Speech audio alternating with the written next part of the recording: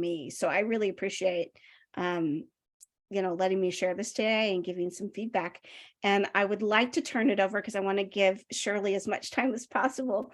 So this is my friend and colleague, Dr. Shirley Glynn, clinical psychologist on the West Coast. So please be patient and kind. It's really early out there.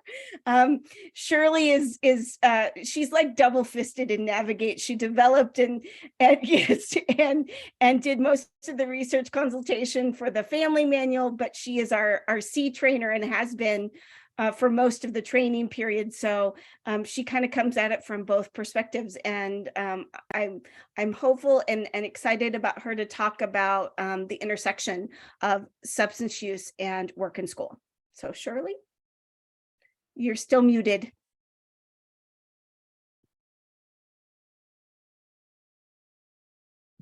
There we go. Good point. That's the cost of it being 6:45 in the morning. And on top of this, because my life is kind of crazy, this isn't even my first meeting this morning. Oh my gosh, Shirley. Oh my God. So anyway, it's a pleasure to see you all. I know a few of you on the call, Piper and Melissa, and did some training out in Minnesota 4 or 5 years ago with many people that Piper was overseeing. Had a chance, I think at that point, to meet Carissa, and really spent a lot of time doing C training in the Mall of America, like almost 2 full days. And I will talk about that because it has some relevance to talking about the work we do around substance use and supported employment and education.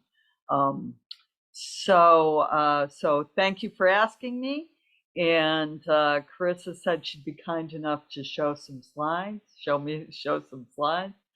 So Carissa, and I'll first of all feel free to put questions. Get my attention or put something in the chat. I'll be happy to respond. Hopefully there'll also be a little time at the end. So this is just me, in case you need to reach out to me.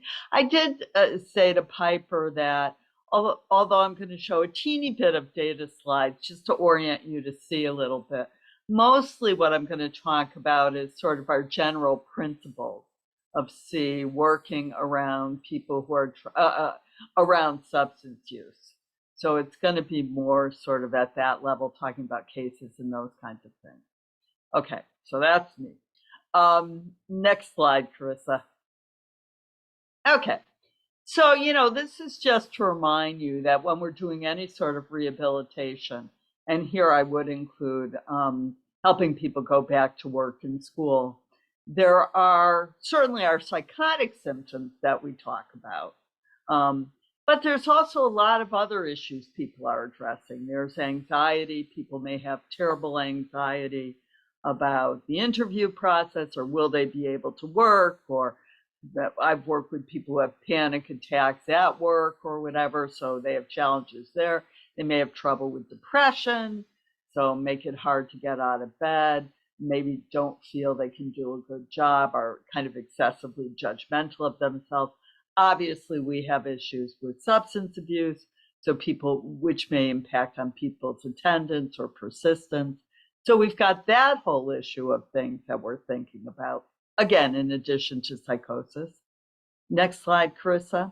And then we also have social issues. And I really want to highlight for a moment, when you are working with people who are going back to work or school, I think this is where a lot of the social determinants can come in that may impact on functioning and recovery. With many of the people we see, you think a 17 or 18-year-old who has been bizarre at high school. I think this is sort of our kind of what we have to deal with a lot. And it's interesting, if any of you developed a psychotic illness while you were at work, or perhaps you have, you might think twice about whether you're going to go back to that job. I mean, you may just say, I'm not doing that. I'm going to start fresh. But with some of our younger folks, particularly around school, we sort of often expect they're going to go back to what I often call the scene of the crime. The expectation is they're going to go back to the same high school, often to see the same friends that they might have been bizarre in front of. And not only that, but these are often the friends that they've also been drinking or smoking, using cannabis with, or meth or whatever. So it's very difficult for them. And if they try to step out, the social floor sort of drops out then. So how they're going to manage that, either are they going to go back and be with the folks that use, but who may welcome them or may ostracize them? How are they going to manage that whole thing? They often have shame about their situation. They often have impoverished lives. Think of yourself. My guess is if you were think of interviewing for the job you have right now. My guess is you spent some time a few days before thinking, do I have the right outfit? Do I have the right haircut?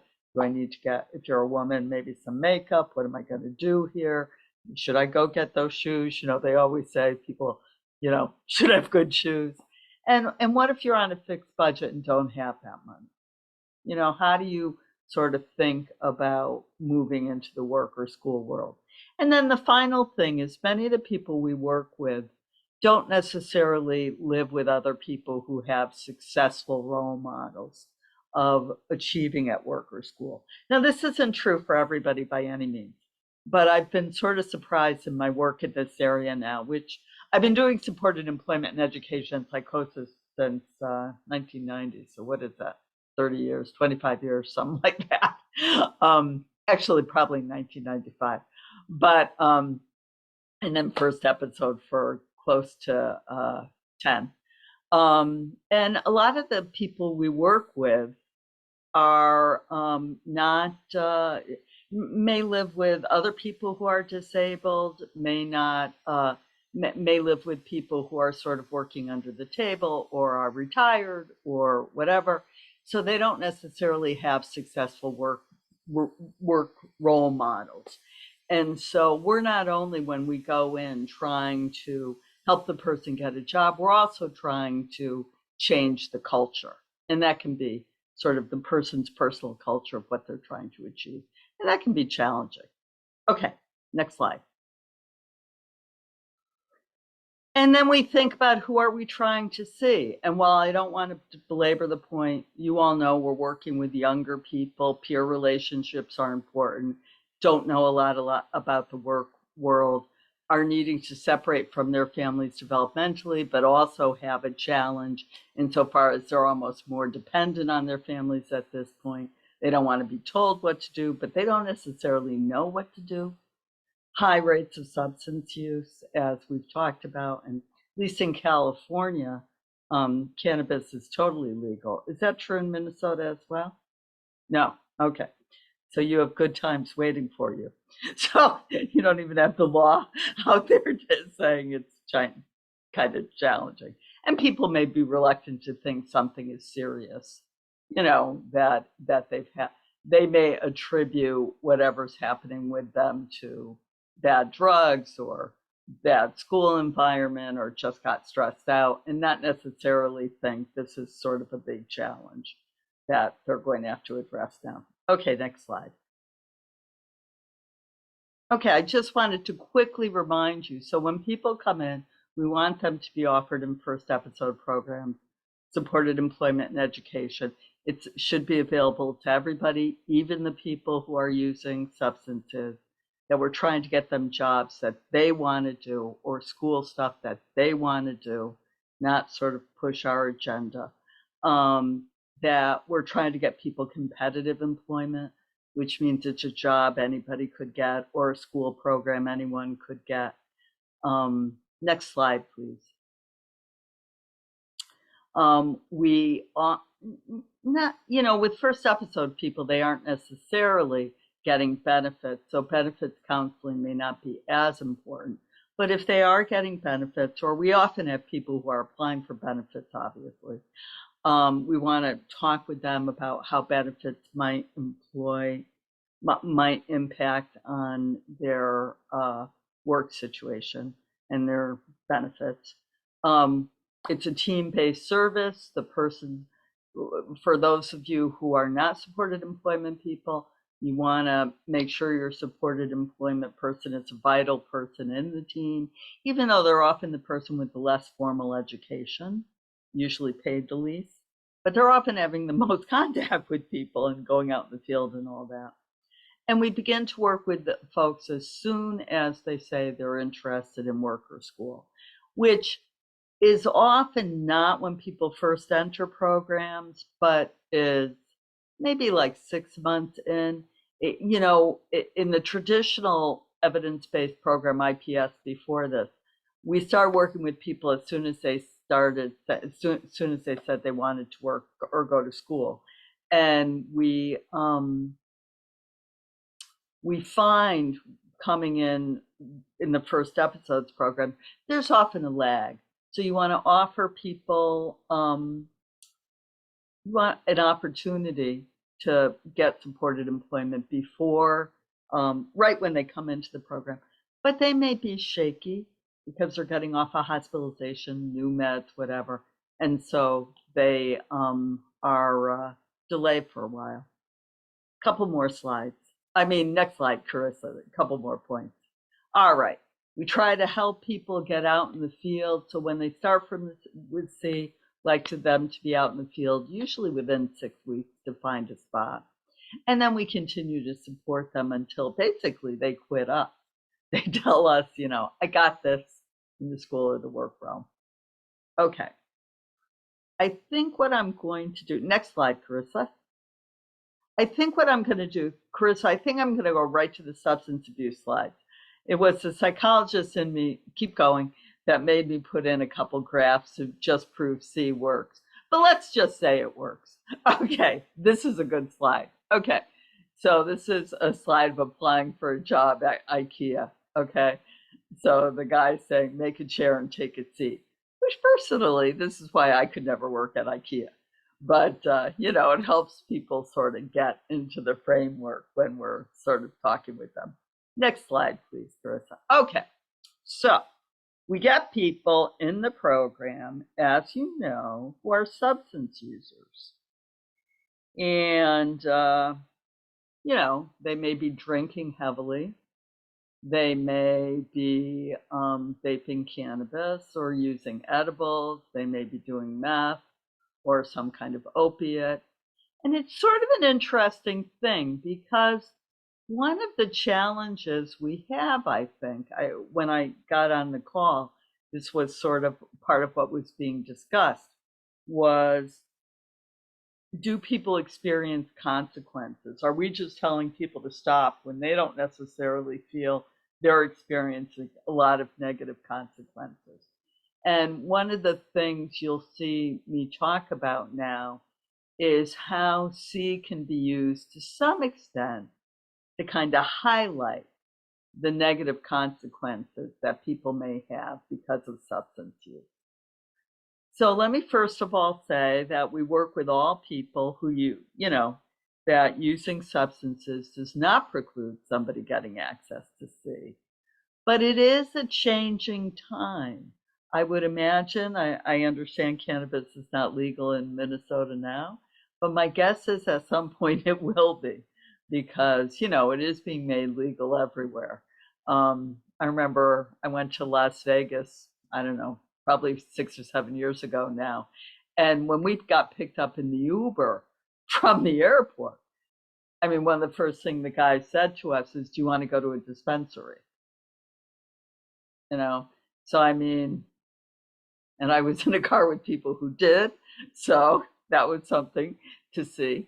But there's a lot. Where I am, I've non-psychotic clients who are basically trying to buy dispensaries out here who make a living doing deliveries for dispensaries in California. It's a big thing. Okay, so how do we deal with that in C? Well, first of all, we advocate abstinence. We don't hit people over the head with it.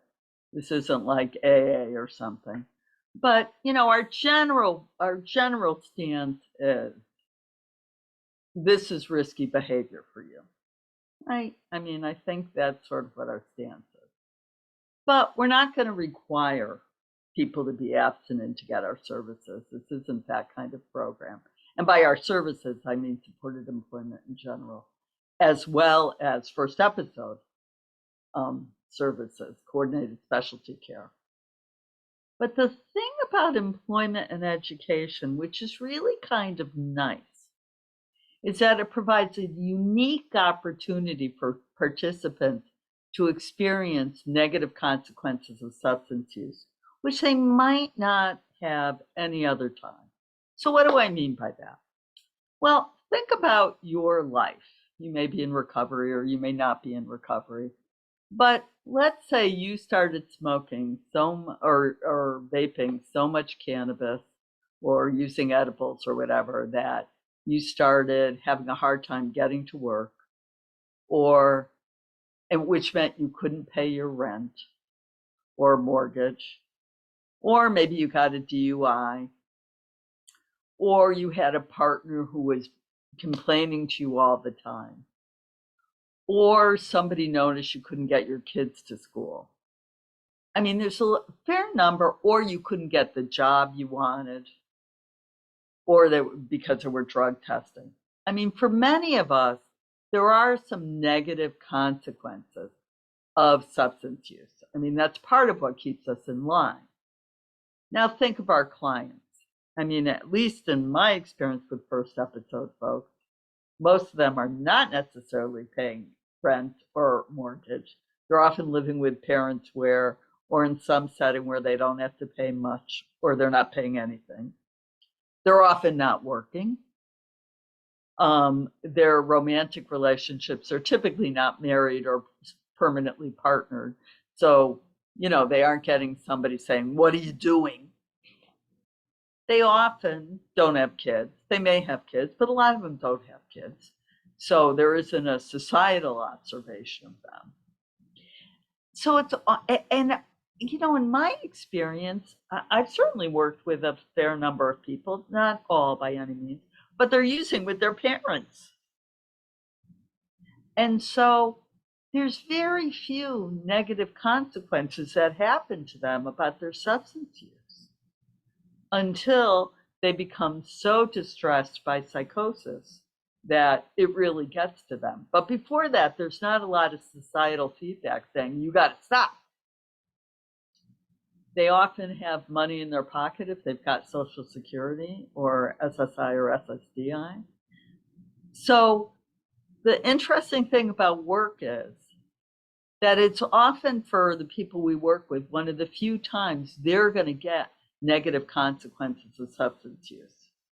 And what's actually going to happen? And they're naturalistic consequences. Okay? They may not be able to get a job because they're going to flunk the drug test. Now, there's a lot of jobs you can get that you don't need to take a drug test. But if it's a job they really want and it requires a drug test, that may get their attention. First of all. Second, they may miss appointments or go late to work or school. And so they start getting negative feedback or do poorly with it. And part of our job as a team and as the C specialist is not trying to convince people to quit to quit cannabis or quit meth or whatever, but it is to highlight if they are having negative consequences by inquiring about it, by reminding them. I often think of ourselves as clinicians as almost like coal miners with a light, with a hat with a light. And where we put our attention is where that light is going. So if somebody basically loses a job because they were too hungover to go, you know, having several people in the team, not bad for them, but kind of go, you know, I heard you lost your job. What happened with that? And just help people understand there are consequences. I heard you really wanted that job. I can think of one guy we worked with who really, this was at Nike, this was a while ago before cannabis was legal in California. Really wanted to work at a Nike store, really wanted to get the customer discount. And they drug tested, and he failed the drug test. And fortunately, we had a very nice employer who was willing to work with him about it and give him 60 days to come back. But that was a real moment. And he passed the drug test the next time. He got clean for 60 days. Or he lied, or he did something with the drug test. Hopefully it was clean. But my point is that we're in the fortunate position that we don't have to say bad things can happen to you if you use. There are natural consequences of use for these people. And part of what we do is just make sure they experience them if they're coming their way. Next slide, please. Okay. So how do we do this? All right. First of all, the C specialist is paying attention in the inventory. Is paying attention when the person comes into supported employment and education programming. And we have a career and education inventory. And part of what we do is ask about drug tests, about using drugs. And I think it's a good thing to ask at that point, if I take you for a job and there's a drug test, is that going to be a problem? That's a way of asking without badgering them, without, being too intrusive. And we want people to be open with us, because if it is going to be a problem, we have to figure out how to deal with that, which is my next point.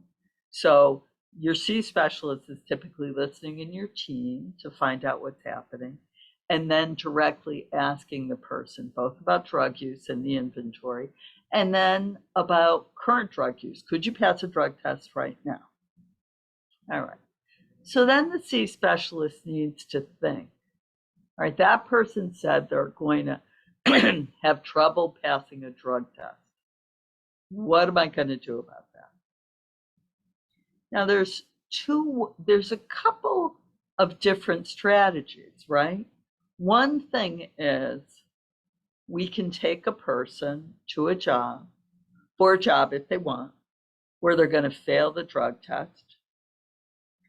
And that could be motivating, as I just told you about the person that we had with the Nike store. On the other hand, we may decide that the person's really interested in working, wants to get a job, is not doing drugs so much they can't function, and that really what we want to do is help them get back in society and try to move along in their recovery and look for other opportunities to highlight the role of substance use. So for that person, we may take them for jobs where we think drug testing is not an issue. And I'll tell you how we find out about that and how that goes.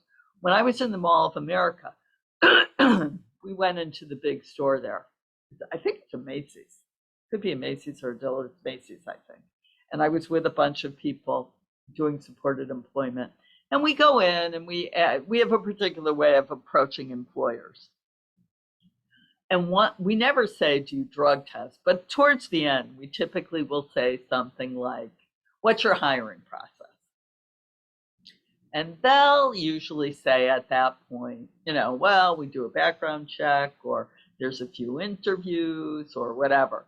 And the woman we talked to at Macy's in the Mall of America said, okay, well, here's the deal.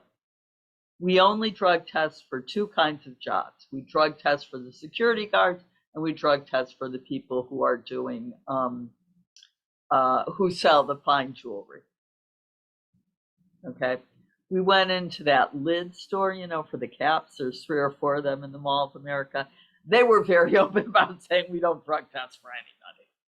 And you think about the employers, a lot of the employers, if they drug test, they can't get anyone to work for them. because there aren't that many clean 20, 21-year-old, those entry-level jobs starting out.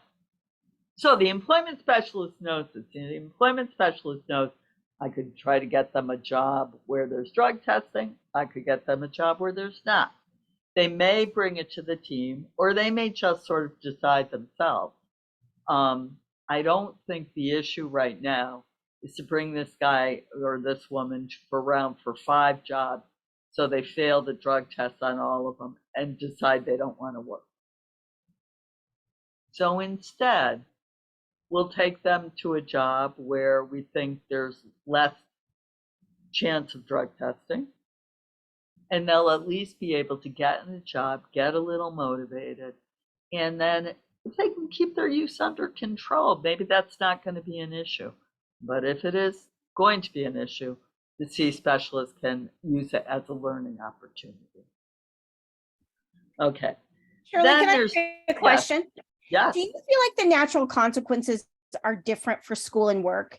Is there some difference where job is like, well, I'm not going to tolerate that, like letting you go, where school may be different? And that may be different for high school versus college. Yeah, I mean, I think you guys probably, I don't know if you've been watching, but if you haven't watched, if you aren't paying attention to it, you should pay attention to what's happening at Yale right now. They're being sued big time because they basically, if somebody blows out at Yale with a psychotic episode, they do almost everything to make sure they're not going to go back. And they're being sued for violating ADA rules. So I think private colleges have a lot of room to, that not so much the cannabis, probably everybody's smoking. I mean, if you've been to New Haven, there's a lot of people smoking pot. But in the sense of an exacerbation, private schools, I think, can have some significant rules. Public schools, I think it's a little different. There, I think they're more the colleges are more willing to work with you. The high schools, it's interesting. I think if you get caught using on the campus grounds, that's a problem.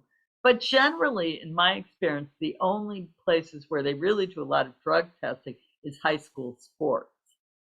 And high school sports, I mean, my experience has been our folks don't do a lot of high school sports. I mean, I think it's fine if they do. I've had some, but they're usually just trying to make it through. So I think there's probably a little bit less consequence unless you can point out and help people. And I have that, like, they can't really get stoned at the beginning of the day and pay good attention at school, and you can sort of do that by like looking at their notes and that sort of thing, or let's study for the exam. That's a long process, though. That's the one thing I would say about the high school stuff. With drug testing, if you fail, you fail, and that's it. If you're trying to help people learn from their experience that they're having trouble because of substance use, drinking, or whatever they're doing before classes, that's often a longer process. That can take several months because, it's rarely the case. You fail one test and you go, that's it. It's just, I was having a bad day. So I do think it's somewhat different. And then I think you have to pay attention to state laws. For example, in Nevada, which is one of the first places where cannabis was legalized, they have drug testing for the casinos. Now, I think that may have stopped now, but 4 or 5 years ago, they had drug testing for the casinos. So if you had people who wanted to get a job in a casino, which a lot of people do, they're good. There are a million entry-level jobs. They had problems, how am I going to do that, or what am I going to do? So that can be an incentive. Federal jobs still do drug testing. Okay. I hadn't thought about vinyl. Okay. Next slide. I think I've got like 2 more slides. Okay. Here's a couple other things I think about. All right, sometimes the FEP team may decide a particular work setting is not good for a client.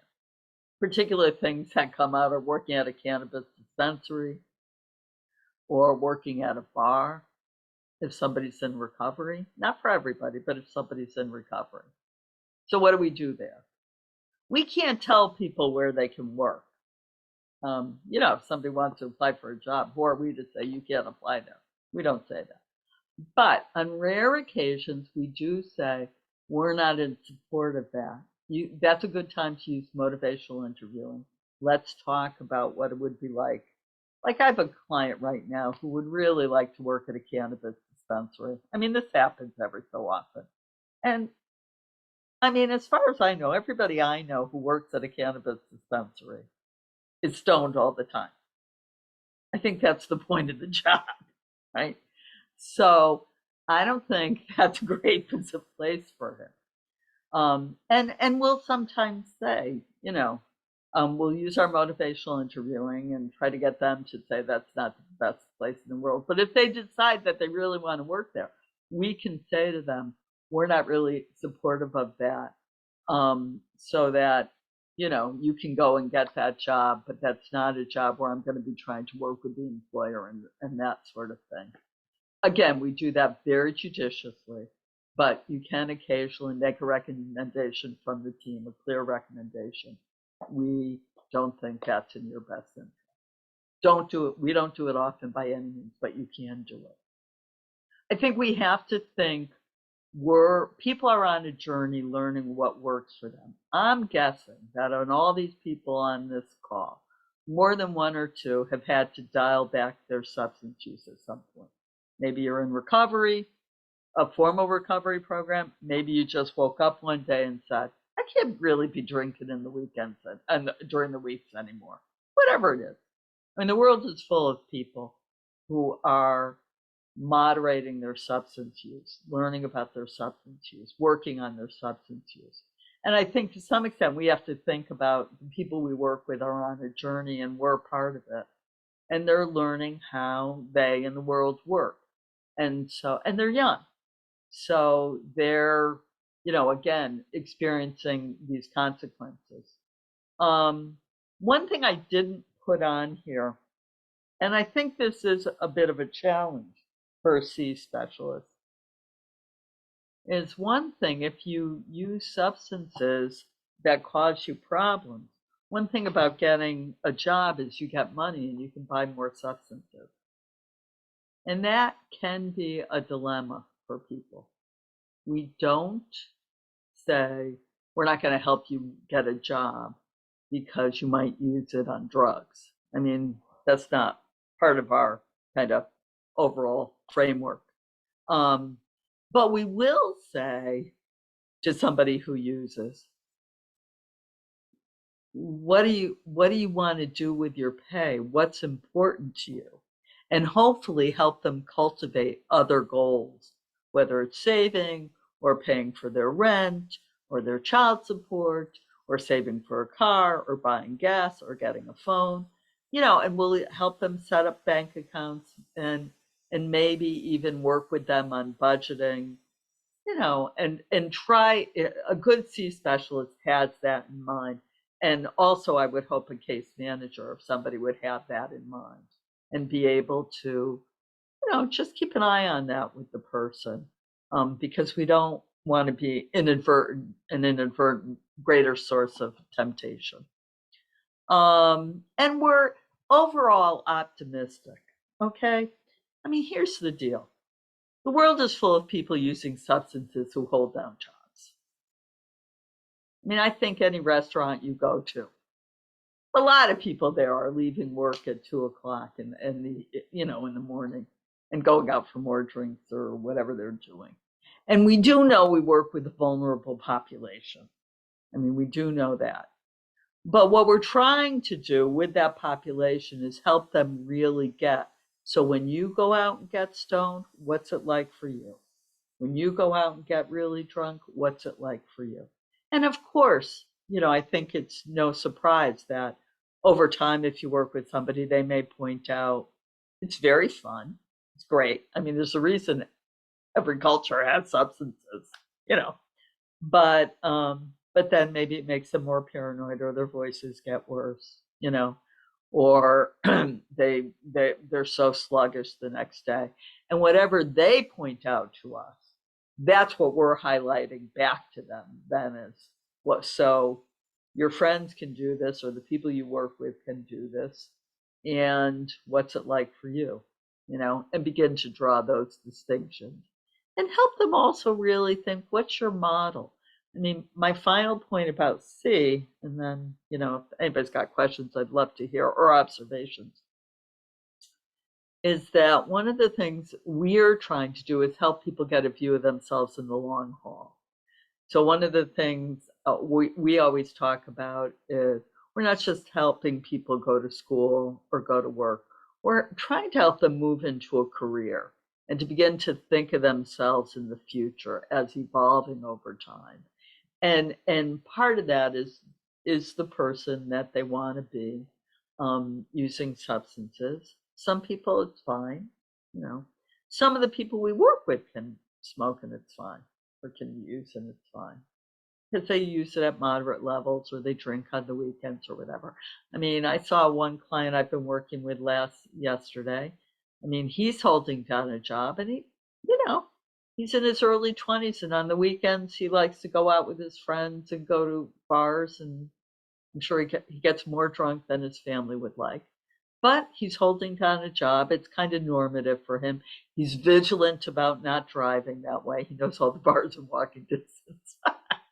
And, I don't think I'm going to persuade him. He shouldn't be doing that, So then you sort of take a harm reduction model there.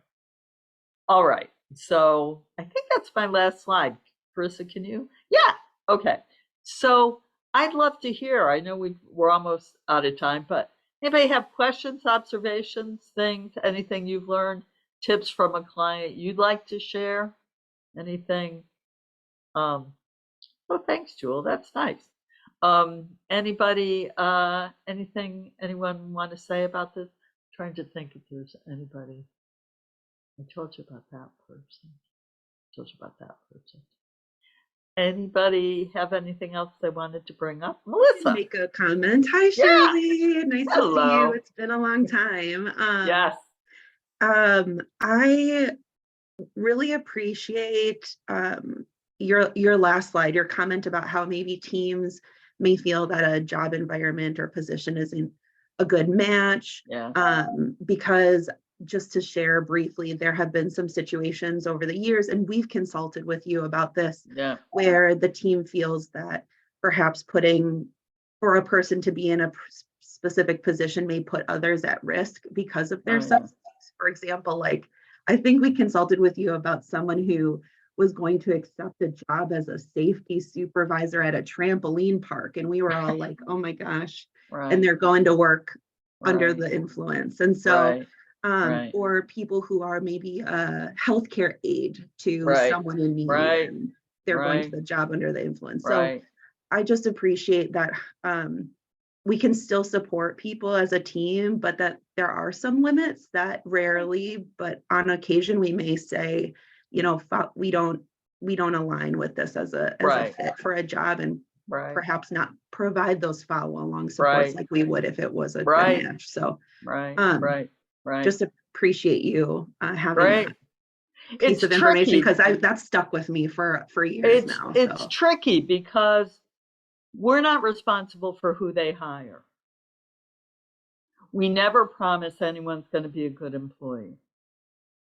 We can't. And we don't try to influence, their decisions, aside from saying, I'm working with this person.